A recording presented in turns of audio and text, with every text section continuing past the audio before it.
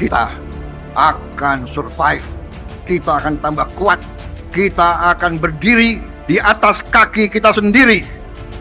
Kita tidak akan pernah menyerah. Kita tidak akan pernah berlutut. Kita tidak akan pernah mengemis. Kita tidak akan pernah minta kasihan orang lain. Tidak perlu dikasihani. Bangsa Indonesia tidak perlu dikasihani. Amerika menebar ancaman, tapi hanya sedikit negara yang berani melawan. Ya teman-teman, kita tahu sendiri demi memudahkan atau mewujudkan hasrat Donald Trump, Amerika melakukan berbagai macam cara untuk bisa merebut Greenland dan juga Venezuela.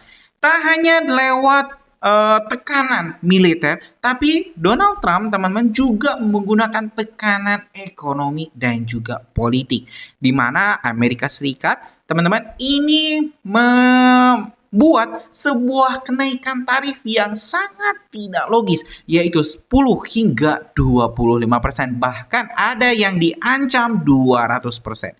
Ini tentu adalah sebuah tindakan yang sewenang-wenang dan harus dilawan. Tapi sayang teman-teman, di Asia Tenggara sendiri tidak banyak yang mau berkomentar. Satu-satunya di Asia Tenggara yang berani berkomentar adalah Indonesia.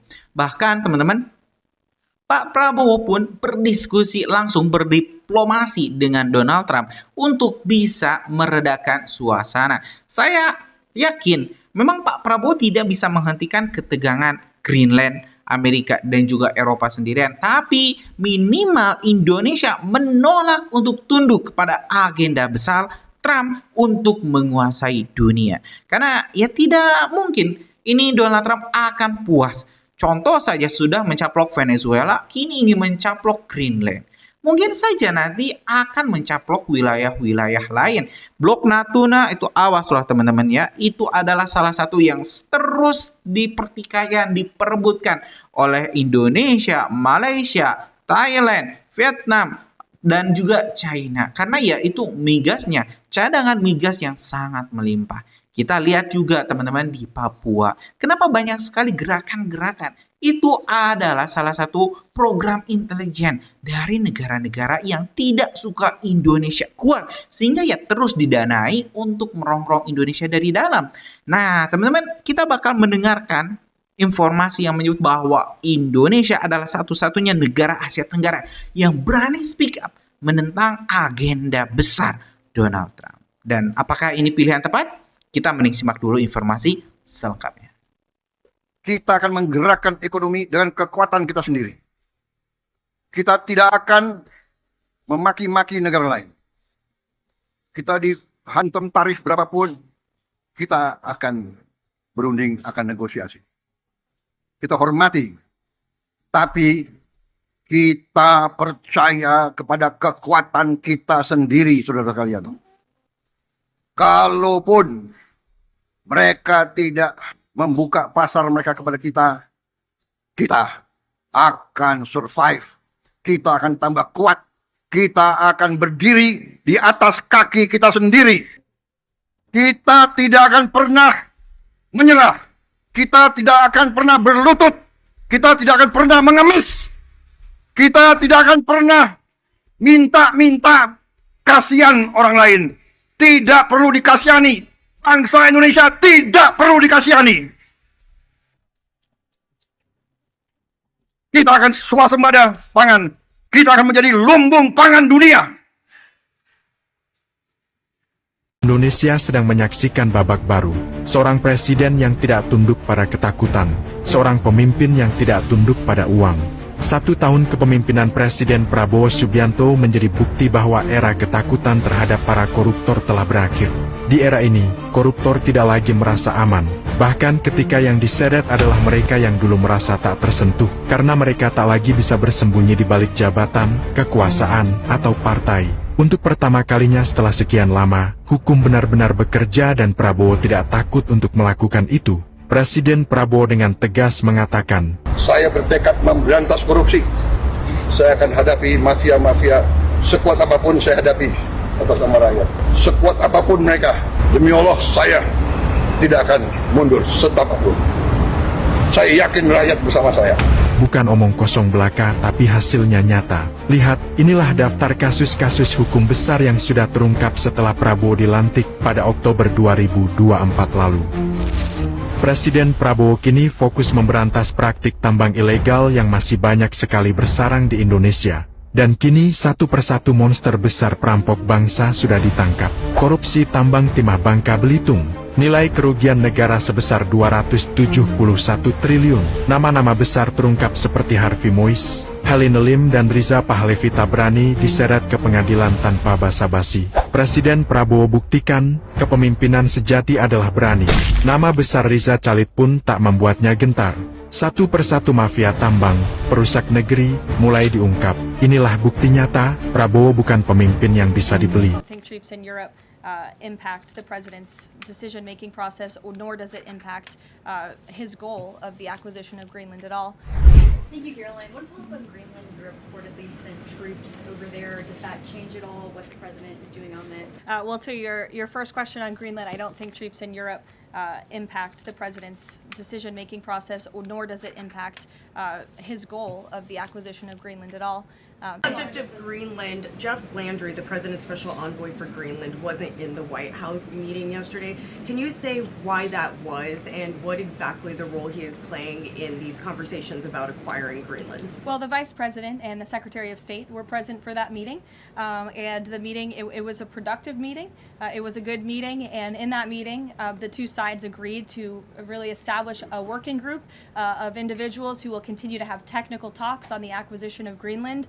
Those talks will take place, I'm told, every 2 to 3 weeks. So this is a conversation the administration intends to keep having with the Danes and with the respected delegation from Greenland. But the president has made his priority quite clear. He wants the United States to acquire Greenland. He thinks it's in our best national security to do that. NATO dibangun untuk satu tujuan sederhana, mencegah satu negara mendominasi yang lain. Aliansi ini lahir dari ketakutan terhadap kekuatan yang terlalu besar, terlalu bebas, terlalu menentukan arah dunia sendirian. Namun hari ini, ancaman itu tidak datang dari luar. Ancaman itu muncul dari negara yang paling menopang NATO itu sendiri. Amerika Serikat menyumbang sebagian besar kekuatan militer aliansi. Tanpa Amerika Serikat, NATO melemah. Namun justru karena ketimpangan inilah, Menkeu mempertanyakan apa yang terjadi jika kekuatan terbesar di dalam aliansi mulai menekan sekutunya sendiri. Greenland menjadi pemicunya, bukan karena pulau es ini kaya penduduk, melainkan karena posisinya menguji batas paling sensitif dalam sistem aliansi barat. Masalahnya, NATO tidak pernah dirancang untuk menghadapi ancaman dari dalam. Jika sekutu terkuat mulai menekan sekutunya sendiri, pertanyaannya bukan lagi siapa musuh NATO, melainkan apakah NATO masih berdiri sebagai aliansi atau hanya nama tanpa kendali.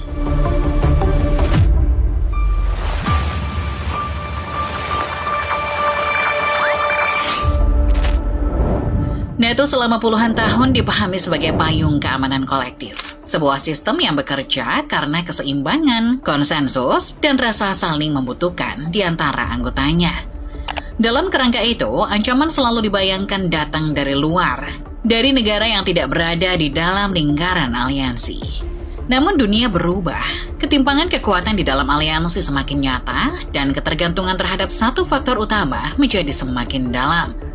Ketika kekuatan terbesar memiliki kemampuan untuk menentukan arah, batas antara kepemimpinan dan tekanan mulai kabur. Greenland muncul di titik paling sensitif dari perubahan itu, bukan sebagai tujuan akhir, melainkan sebagai uji batas. Apakah aliansi ini masih diikat oleh aturan bersama, atau mulai ditentukan oleh siapa yang paling kuat? Dari sinilah cerita ini bergerak ke akarnya. Mengapa satu pulau es bisa mengguncang sistem keamanan terbesar di dunia?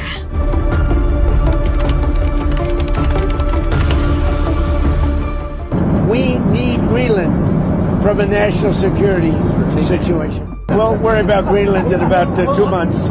Let's talk about Greenland in 20 days. Greenland sering terlihat seperti pulau besar yang jauh dari pusat dunia. Di peta, wilayah ini tampak sepi, dingin, dan tidak memiliki kepadatan penduduk yang signifikan. Namun dalam geopolitik, nilai sebuah wilayah tidak ditentukan oleh jumlah penduduk atau tingkat pembangunan, melainkan oleh posisi. Dan dalam hal posisi, Greenland berada di salah satu titik paling sensitif di planet ini. Pulau es ini berdiri di antara Amerika Utara dan Eropa, menghadap langsung ke Atlantik Utara sekaligus membuka akses menuju Arktik. Wilayah ini berada di jalur yang dikenal sebagai GIUK Gap, koridor strategis di Atlantik Utara yang selama puluhan tahun menjadi titik kunci pengawasan pergerakan militer dan kapal selam.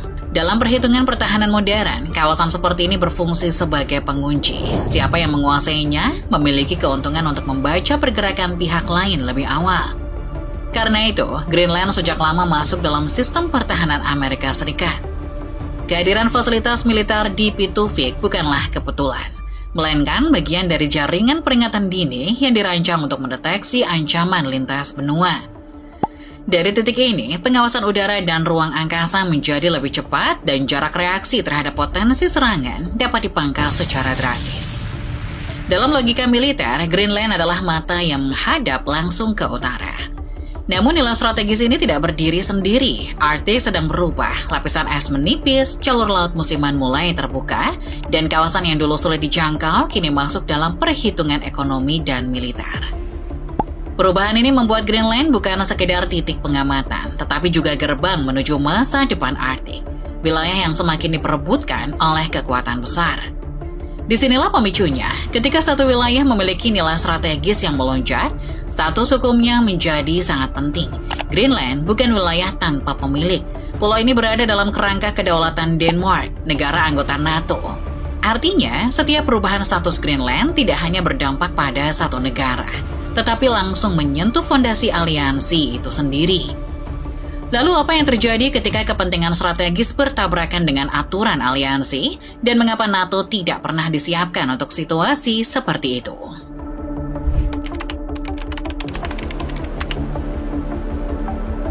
Secara hukum, NATO tidak memiliki mekanisme baku untuk menghadapi konflik antara sesama anggota. Pasal 5 hanya berlaku jika salah satu anggota diserang oleh pihak eksternal. Tidak ada pasal yang mengatur respon jika satu anggota menekan atau memaksa anggota lain. Kekosongan ini bukan kebetulan, melainkan hasil dari asumsi lama bahwa skenario seperti itu tidak akan pernah terjadi. Dan Greenland mematahkan asumsi tersebut. Ketimpangan kekuatan di dalam NATO memperjelas kerentanan ini. Pada tahun 2024, total belanja militer negara-negara NATO mencapai sekitar 1,4 triliun US dollar. Dari jumlah itu, Amerika Serikat menyumbang sekitar 935 miliar US dollar atau hampir 2/3 dari total belanja aliansi. Artinya, sebagian besar kemampuan operasional NATO, mulai dari proyeksi kekuatan, sistem intelijen, hingga logistik, bergantung pada satu negara. Ketika struktur seperti ini menghadapi konflik internal, aturan bersama kehilangan daya tekan yang seimbang. Denmark berada di posisi yang sulit. Negara ini secara hukum memegang kedaulatan atas Greenland, tetapi secara keamanan sangat bergantung pada payung pertahanan NATO yang ditopang Amerika Serikat. Ketegangan seperti ini tidak muncul sebagai ancaman terbuka, melainkan bergerak melalui tekanan politik dan diplomatik. Dalam struktur aliansi yang timpang, negara dengan kontribusi terbesar memiliki ruang manuver jauh lebih luas dibanding anggota lain. Suara Greenland sendiri mempersempit ruang legitimasi. Jajak pendapat yang dilakukan oleh lembaga riset lokal dan dilaporkan media internasional menunjukkan pola yang konsisten. Sekitar 84% warga Greenland mendukung kemerdekaan jangka panjang dari Denmark, tetapi pada saat yang sama, mayoritas responden menolak berada di bawah kedaulatan Amerika Serikat. Artinya, ada aspirasi menentukan nasib sendiri, namun hampir tidak ada dukungan untuk berpindah ke kekuasaan lain. Tanpa persetujuan rakyat, perubahan status hanya bisa terjadi melalui paksaan dengan konsekuensi politik dan keamanan yang mahal. Di titik inilah Greenland menjadi ujian nyata bagi NATO, bukan karena ancaman perang langsung, melainkan karena aliansi dipaksa menghadapi situasi yang tidak pernah diantisipasi.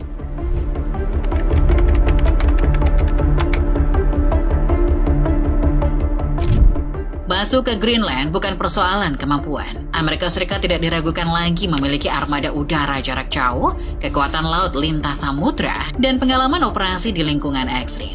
Persoalan yang sesungguhnya muncul setelah fase awal itu lewat, biaya untuk bertahan. Di Arktik, setiap hari operasi berarti logistik mahal, perawatan khusus, dan rantai suplai yang panjang. Lingkungan kutub memaksa standar berbeda. Pesawat membutuhkan prosedur khusus. Peralatan darat harus tahan suhu sangat rendah dan infrastruktur sipil perlu penguatan berkelanjutan. Laporan-laporan pertahanan Amerika Serikat menyebutkan bahwa operasi di kawasan dingin dapat memakan biaya 2 hingga 3 kali lebih tinggi. Ya teman-teman, sudah kita simak informasi demi informasi terkait Indonesia yang menolak untuk tunduk kepada agenda besar, agenda jahat Amerika Serikat dan juga Donald Trump.